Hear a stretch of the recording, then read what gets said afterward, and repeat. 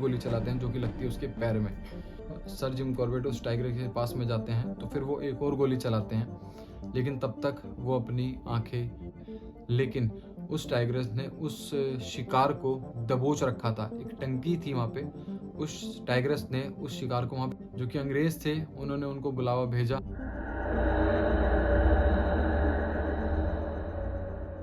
तो भाई स्वागत है आप सबका एक नई वीडियो में अपने एक नए चैनल पे, जो लोग मुझे मेरे पुराने चैनल से जानते हैं, देसी अंग्रेज से, आप सबका भी स्वागत है। और जो लोग नए जुड़े हैं अपने चैनल पे उन सबका भी स्वागत है।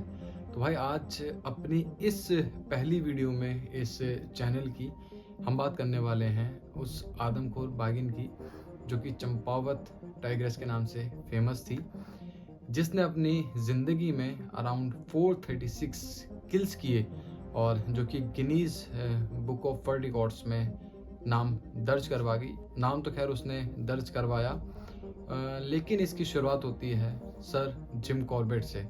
तो सबसे पहले शुरुआत हम उन्हीं के नाम से करेंगे और उनकी उस राइफल के नाम से जिससे उन्होंने उस आदमखोर टाइग्रेस को मारा था। यहाँ पे टाइग्रेस इसलिए कह रहा हूँ कि वो एक्चुअल में बाघिन थी, और जिस राइफल से सर जिम कॉर्बेट ने उस टाइग्रेस को मारा था उस राइफल का नाम था मार्टिनी हेनरी।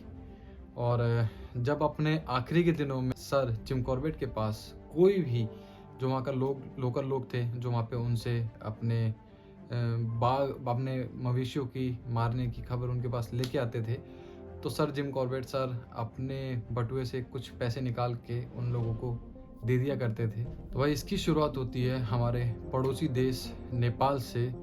सन 1907 की बात है, जब वहाँ पे जो लोकल घास काटने वाली, जिन्हें घसियारन भी कहा जाता था, घास काटने से रिलेटेड उनका नाम जो पड़ा था, जब वो जंगलों में अपना घास वगैरह काटने जाती थी, तब ही जो टाइग्रेस थी उन पे हमला करना उसने स्टार्ट करा। जब लोग जंगलों में जाते थे तो उन्हें वहाँ पे सिर्फ वो खून के धब्बे ही मिलते थे। ये कोई एक दो घटनाएं नहीं थी, ये घटना करते करते करते करते 200 तक पहुँच चुकी थी। जी हाँ, उस टाइग्रेस ने नेपाल के अंदर तकरीबन 200 किल कर दिए थे, जो कि वहाँ के लोकल लोगों का हुआ था।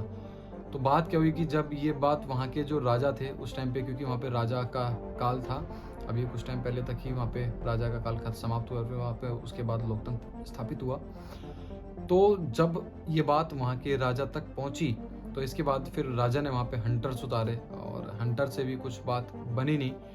जब हंटर्स से ही बात नहीं बननी पड़ी और कुछ मौतें और हो गई, तो फिर वहाँ पे अपने राजा ने उतारी सेना। अब सेना के उतारने से भी वहाँ पे कुछ खास प्रभाव पड़ा नहीं, लेकिन हाँ इतना जरूर हो गया कि उन्होंने उस टाइग्रेस को, वो जो टेरिटरी थी, वो जो एरिया था नेपाल का, वो छोड़ने पर मजबूर कर दिया। तो इसके बाद फिर उस बाघिन ने अपना जो नया एरिया बनाया, जो अपनी नई टेरिटरी बनाई, वो बनाई अपनी चंपावत के जंगलों को। और चंपावत जो है उस टाइम पे आता था, मतलब आता तो इस टाइम पे भी, उस टाइम पे जो आता था वो आता था कुमाऊं रेंज में। और उत्तराखंड दो भागों में विभाजित है, गढ़वाल और कुमाऊं। विभाजित इन द सेंस कि दो मंडल वहाँ पर है, कुमाऊं और गढ़वाल। और जो चंपावत आता था वो आता था कुमाऊं रेंज में। और जब ये बाघिन वहाँ पे पहुंची तो वहाँ पर बच्चों का और महिलाओं का गायब होना फिर से स्टार्ट हो गया। तो ऐसे करते करते उस टाइम पर, क्योंकि वहाँ पे अंग्रेजों का राज था, तो ये बात पहुंची वहाँ पे अंग्रेजों तक। अब अंग्रेजों ने क्या करा कि बाघ को पकड़ने की कोशिश करी, और जिसमें कि वो विफल रहे। अल्मोड़ा जो कि चंपावत के पास में लगता है, वहाँ पर उनकी उस समय पे छावनी थी, तो वहाँ से भी फिर गोरखा रेजिमेंट के जवानों को बुलाया गया, लेकिन वो भी वहाँ पर उस समय विफल रहे। आखिर में जो अंग्रेज थे उन्होंने उस बाघिन पर इनाम रखा, और फिर क्या होने लगा कि कुछ शिकारी जंगल के अंदर जाते तो कुछ वापस ही नहीं आते, और जो वापस आते तो वो भी खाली हाथ। ऐसे करते करते करते करते उस बाघिन के जो शिकारों की संख्या हो चुकी थी वो हो गई थी 436। जी हाँ, 436 हो चुकी थी, जो कि आज भी Guinness book of world record में शामिल है। बात तो वर्ल्ड रिकॉर्ड में शामिल है, लेकिन हुआ क्या कि उससे जो वहाँ के लोकल लोग थे बहुत ज़्यादा परेशानी में आ गए कि रात में निकल नहीं सकते, दिन में काम पे है। तो और साथ में उस हत्यारिन जो कि मैन ईटर हो चुकी थी उस टाइम पे, उस बाघ का खतरा, क्योंकि वो क्या करती थी कि वो मैक्सिमम महिलाओं या फिर बच्चों को ही उठाने का काम करती थी। उस के बाद सबसे लास्ट में होती है एंट्री सर जिम कॉर्बेट की, जो कि उस समय पे नैनीताल में थे।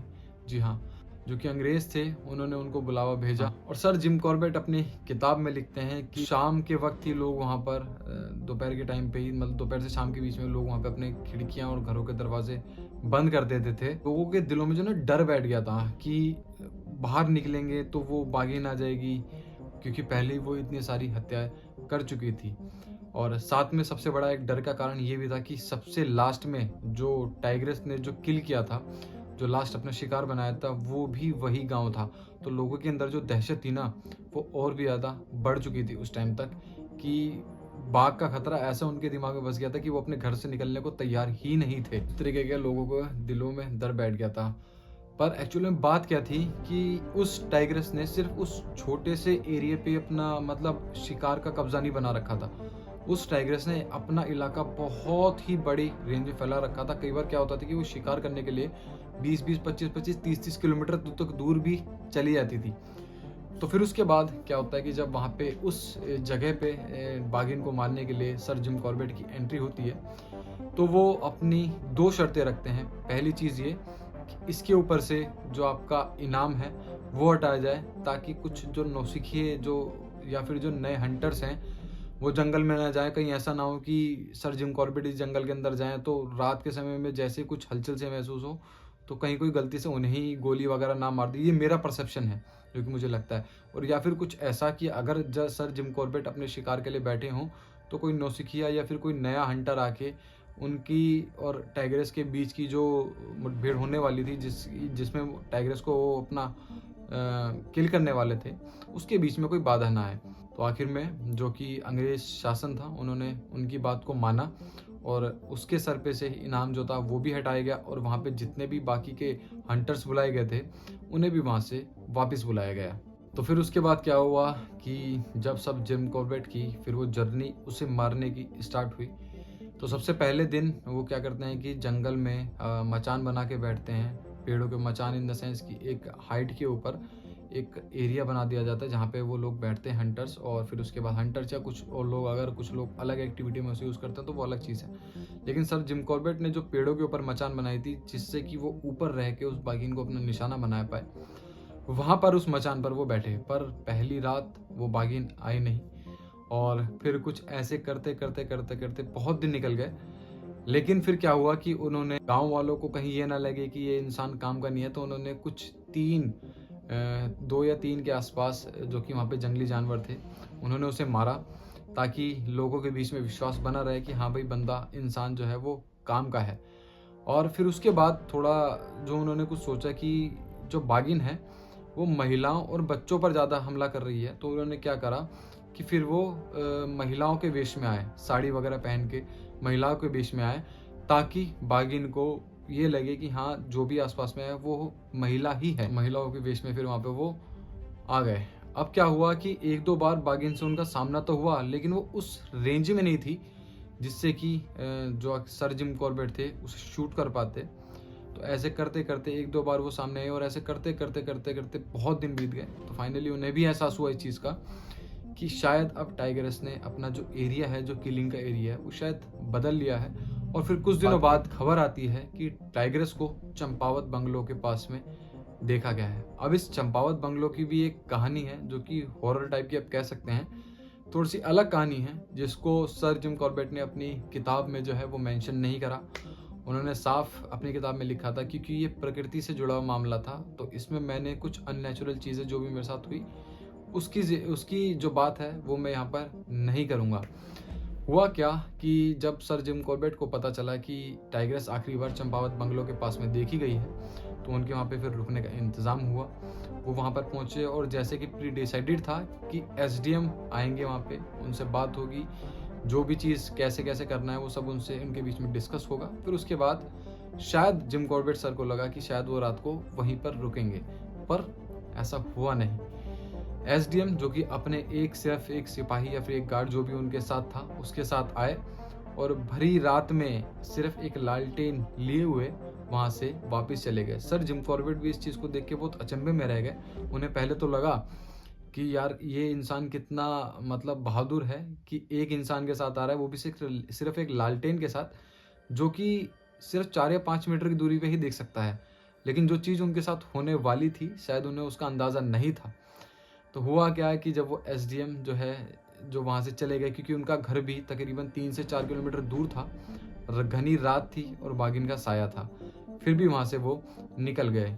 अब होती है रात, जिसमें सर जिम कॉर्बेट अपने रूम में रुकते हैं। उनके बराबर में ही उनका जो एक सिपाही था या फिर एक नौकर था, वो उनके बराबर वाले रूम में रुका था, और कुछ बाकी के सर्वेंट जो कि पीछे वाले लकड़ी वाले रूम में रुके थे। फिर अब उसके बाद क्या होता है कि होती है रात, और एकदम से अचानक से सर जिम कॉर्बेट, जिन्हें शायद कुछ वहाँ पे एहसास हुआ था अननेचुरल एक्टिविटीज़ का, और उसके बाद फिर वो भागते भागते बाहर आए।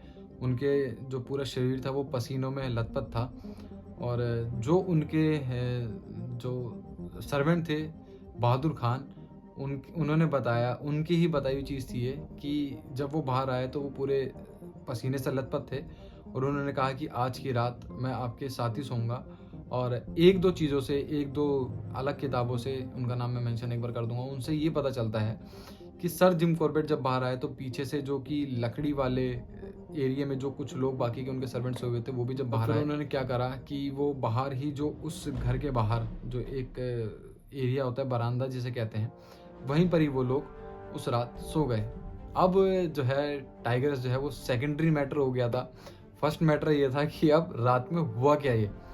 खैर, किसी तरीके से एक रात बीती। अब क्या हुआ कि अगले दिन सर जिम कॉर्बेट को खबर मिलती है कि वहाँ से कुछ दूरी पर एक उसी टाइग्रेस ने मतलब फिर से एक लड़के का शिकार कर लिया है। अब सर जिम कॉर्बेट वापस अपनी उसी राइफल के साथ पहुँचते हैं वहाँ पर, और देखते हैं कि आसपास के एरिया में जहाँ से उस लड़के को उठाया गया था, वहीं पर ही खून के धब्बों के निशान थे। और फिर वो धीरे धीरे उस धब्बों के निशान के पीछे चलते हैं। थोड़ी सी दूर जाने पर उन्हें वो टाइग्रेस मिलती है, लेकिन उस टाइग्रेस ने उस शिकार को दबोच रखा था। एक टंकी थी वहाँ पे, उस टाइग्रेस ने उस शिकार को वहाँ पे दबोच रखा था। हालांकि वो टाइग्रेस तो उनके हाथ में नहीं आई, लेकिन सर जिम कॉर्बेट उनके पीछे पीछे पीछे गए, और वो टाइग्रेस किसी तरीके से वहाँ से भाग गई।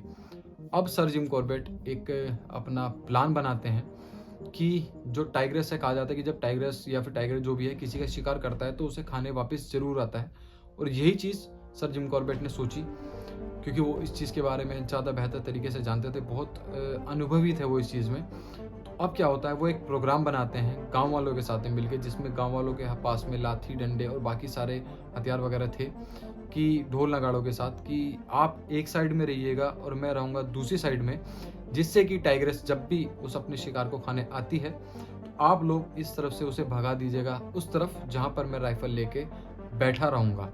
और ठीक अगले दिन होता भी यही है।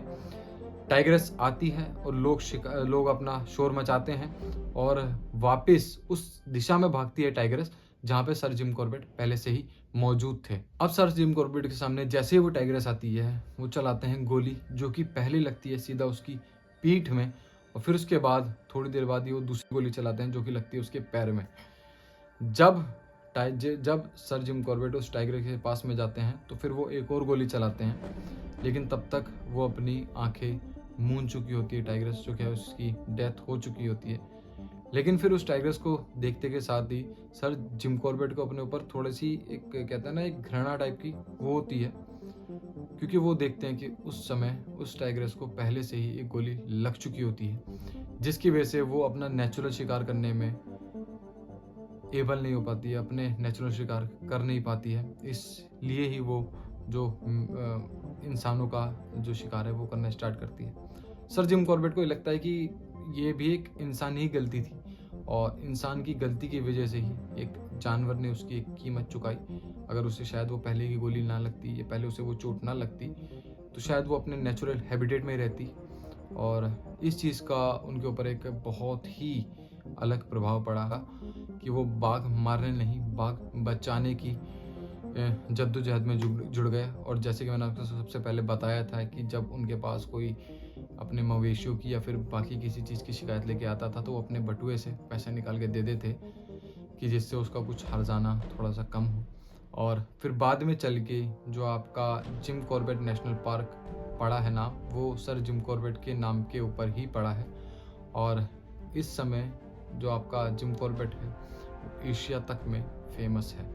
तो उम्मीद है कि शायद आपको भाई ये पहली जो अपनी स्टोरी है ये पसंद आई होगी। थोड़ा सा ग्लिचेस वगैरह रह सकते हैं, थोड़ी सी मेरी जल्दी रह सकती है क्योंकि पहली स्टोरी थी। तो कोशिश किया कि थोड़ा सा शॉर्ट में एक बार समझाया जाए, क्योंकि पहली वीडियो तो थोड़ा मैंने सोचा थोड़ा शॉर्ट में रखा जाए। इसके बाद की जो कहानियाँ हैं मैं कोशिश करूँगा कि आपको एक बार पूरी की पूरी सर जिम कॉर्बेट की जो किताब है उसके ऊपर पूरी स्टोरीज बना के आपको सुनाऊँ। उसके अलावा भी बहुत अलग अलग स्टोरीज भी मैं इस चैनल पे डालने वाला हूँ। उम्मीद करूँगा कि शायद आपको वो सारी स्टोरीज पसंद आएंगी। और अगर आप इस चैनल पर नए हैं तो जाके सब्सक्राइब कीजिए मेन चैनल देसी अंग्रेज को। और जो पुराने हैं वो तो सब जानते हैं अपने चैनल को। खैर, रखता है इस वीडियो को यहीं पे और मिलते हैं फिर से अच्छी सी एक नेक्स्ट वीडियो में, जिसमें मैं शायद कोशिश करूंगा एक पूरी प्लेलिस्ट बना के सर जिम कॉर्बेट को लेके पूरी की पूरी उनकी जीवनी को लेके कि कैसे वो जंगलों में गए, कैसे उन्होंने इस आदमखोर बाघिन को मारा, उसमें उन्हें क्या क्या चीज़ें फेस करनी पड़ी शुरू से लेके अंत तक। जब वो अपने अंतिम क्षणों में थे तब भी उन्होंने क्या कहा, वो सब चीज़ें अपनी आगे की वीडियो में डिस्कस होंगी। खैर, रखते हैं इस वीडियो को यहीं तक। Bye bye.